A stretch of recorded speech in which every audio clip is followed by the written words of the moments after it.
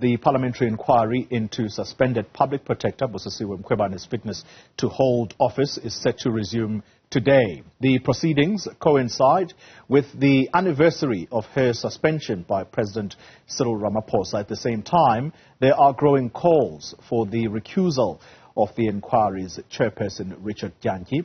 Mkhwebane alleges that he attempted to solicit a bribe along with ANC Chief Whip Phemi Majodina and late Member of Parliament Tina Joemat-Pettersson.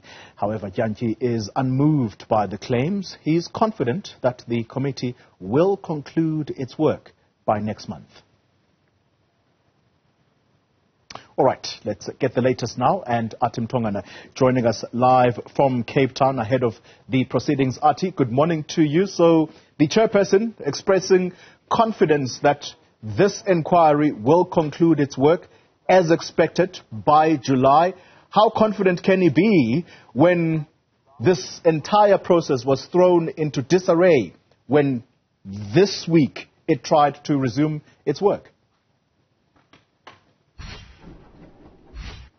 Yes, Xoli, you will recall that this particular committee, the Section 194 committee, has really been surrounded by a lot of delays and the constant changing of its program that it adopts every time there becomes an issue before it. And of course, one of those issues that have caused delays for the Section 194 committee is litigation, even though from the onset they did mention that as a committee that whatever happens outside of Parliament, that being around the courts, should not affect the work that they do as a committee. But I can tell you that that has really not been the case, only because we know now, even at this point, the Public Protector is still seeking to have the chairperson, Jantyi, recused from the committee and from chairing the committee.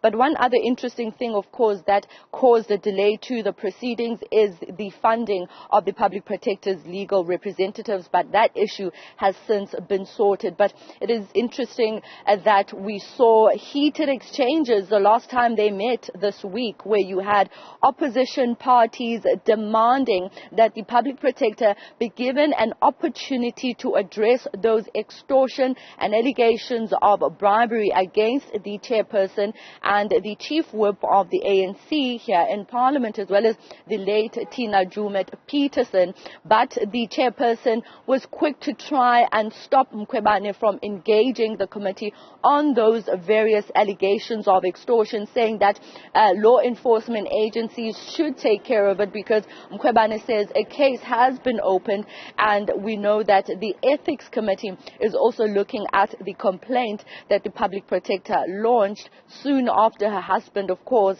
claimed and made those allegations about the extortion by some of these ANC MPs. But of course, the chairperson saying that he refutes these claims. The last time we spoke to him as Newzroom Afrika concerning these allegations, as well as the chief whip, both of them refuting these allegations by Mkhwebane and her husband, saying they are unfounded and that they have no reason to want to stop the inquiry from taking place, because it has been in the public domain and people have been able to follow the proceedings since the onset. But of course, as you mentioned, today marks a year since President Cyril Ramaphosa suspended Advocate Busisiwe Mkwebane, who was at pains to also fight that suspension to be reinstated. But we know that that long and tumultuous litigation process has subsequently landed to the stage where she's still not reinstated, she's still not back in office, and her term of office,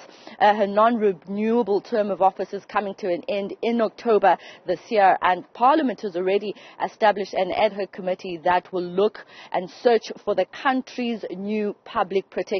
It's going to be interesting today how the committee works with regards to the demands that have been made by opposition parties, because they do want those WhatsApp messages and audio recordings that Mkhwebane claims to have as evidence of those allegations to be flighted so that they can be taken into Parliament's records. Athi Mtongana, thank you very much for that update live for us in Parliament ahead of the start of that hearing.